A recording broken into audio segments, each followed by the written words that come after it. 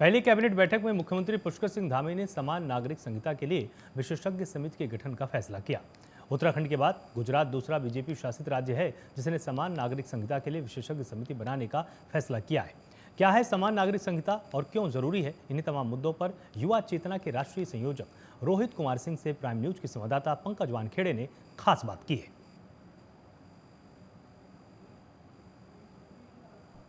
Uniform civil code को लेकर लगातार पूरे देश में चर्चा चल रही है। उत्तराखंड के मुख्यमंत्री पुष्कर सिंह धामी ने एक बयान दिया। उन्होंने कहा है कि पूरे देश में यूनिफॉर्म सिविल कोड लागू होना चाहिए और साथ ही साथ गुजरात चुनाव से पहले भी गुजरात में भी लगातार चर्चा हो रही है। इसी मुद्दे में बात करने के लिए मेरे साथ मौजूद है रोहित कुमार सिंह, युवा चेतना के राष्ट्रीय संयोजक हैं। सर, किस तरह देखते हैं, लगातार पूरे देश में मांग उठ चुकी है लगातार इस बात को लेकर कि यूनिफॉर्म सिविल कोड होना चाहिए। देखिए, हिंदुस्तान जब आज़ाद हुआ और भारत में संविधान लागू हुआ तो हिंदुस्तान को एक सेकुलर डेमोक्रेटिक कंट्री के रूप में प्रेजेंट किया गया। लेकिन आप देखिए, देश की आज़ादी के अमृत काल में हम सब लोग जी रहे हैं, लेकिन हिंदुस्तान के अंदर धर्म के आधार पर लोगों के लिए अलग अलग कानून है। मतलब कोई यूनिफॉर्म नहीं है, लोग सामान्य नहीं हैं। ये कितना गलत हुआ। इसका दोष सीधा सीधा कांग्रेस पार्टी को जाता है। हम धन्यवाद देते हैं माननीय प्रधानमंत्री नरेंद्र दामोदर दास मोदी जी को कि उनके प्रधानमंत्री बनने के उपरांत इस देश में एक ऐसा वातावरण डेवलप हुआ कि आज लोग हिंदुस्तान के अंदर सामान्य नागरिक संहिता पर विचार कर रहे हैं, चर्चा कर रहे हैं। मैं हृदय से आभार व्यक्त करता हूं उत्तराखंड के मुख्यमंत्री पुष्कर धामी जी का कि उन्होंने सबसे पहले इस पर चर्चा शुरू की और इस पर एक कमेटी बनाई कि कैसे इसको लागू किया जाए। गुजरात ने इस देश को बहुत कुछ दिया है, गांधी से लेकर मोदी तक। तो गुजरात में अगर ये विचार हो रहा है तो ये और अच्छा है। हम तो माननीय प्रधानमंत्री जी से यह अपील करते हैं, मांग करते हैं, युवा चेतना का समर्थन है कि जल्द से जल्द भारत के अंदर यूनिफॉर्म सिविल कोड लागू हो और धर्म के आधार पर जो अलग अलग अधिकार मिले हुए हैं वो ख़त्म होना चाहिए। जब हिंदुस्तान के अंदर धारा 370 समाप्त हो सकता है, जब हिंदुस्तान के अंदर रातों रात जीएसटी लागू हो सकता है, जब हिंदुस्तान के अंदर 34A समाप्त हो सकता है, जब हिंदुस्तान के अंदर मुस्लिम बहनों के साथ इतना बड़ा न्यायप्रिय कदम मोदी सरकार उठाते हुए ट्रिपल तलाक को समाप्त कर सकती है, तो फिर सामान्य नागरिक संहिता क्यों लागू नहीं हो सकता है?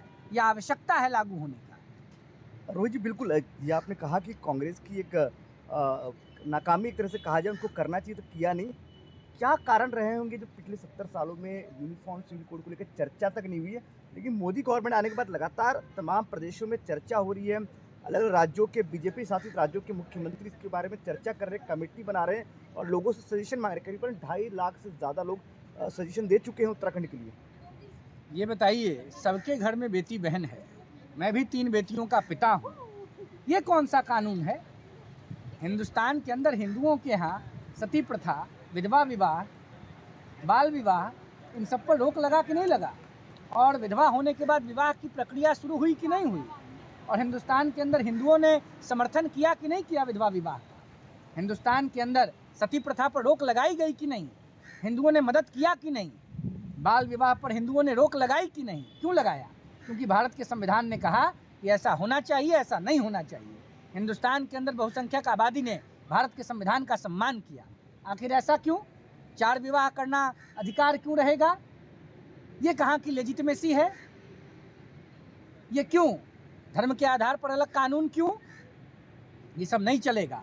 हम प्रधानमंत्री जी से अपील करते हैं, हिंदुस्तान के हर वर्ग के लोग चाहते हैं यूनिफॉर्म सिविल कोड आए, हिंदुस्तान के अंदर सामान्य नागरिक संहिता लागू हो, हिंदुस्तान का विकास हो, हिंदुस्तान प्रोग्रेस करे, इंडिया डेवलप करे। इस पर बात होनी चाहिए। इस पर तो कोई बात नहीं हो रहा है। धर्म और जात के आधार पर तुष्टीकरण कांग्रेस पार्टी ने किया। हिंदुस्तान के अंदर एक वर्ग को खुश करने के लिए, वो वर्ग भी मुझे लगता है कि नहीं चाहता है कि इस प्रकार के कानून हो। उस वर्ग की बेटियां, बहनें, माताएं नहीं चाहती हैं कि इस प्रकार का छूत धर्म के आधार पर कानून बनाकर हिंदुस्तान के अंदर लोगों को मिले। कोई बेटी चाहेगी, कोई बहन चाहेगी, कोई माँ चाहेगी तो उसका पति 4 विवाह करे? कौन चाहेगा? ये क्या हो रहा है हिंदुस्तान के अंदर? ये किसने किया, किसके समर्थन से हुआ? मालूम है, सिर्फ और सिर्फ कांग्रेस पार्टी के समर्थन से। नेहरू जी के गलत सोच का परिणाम है।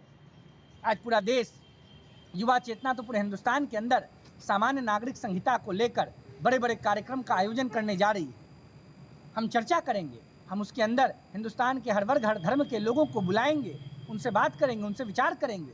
हम प्रधानमंत्री मोदी जी को लाखों करोड़ों चिट्ठी भेजेंगे कि आदरणीय मोदी जी, आपने जिस प्रकार से हिंदुस्तान का मस्तक पूरी दुनिया के सामने उठा दिया है, अब वक्त आ गया है कि हिंदुस्तान के पार्लियामेंट के अंदर सामान्य नागरिक संहिता पर चर्चा हो और सामान्य नागरिक संहिता लागू।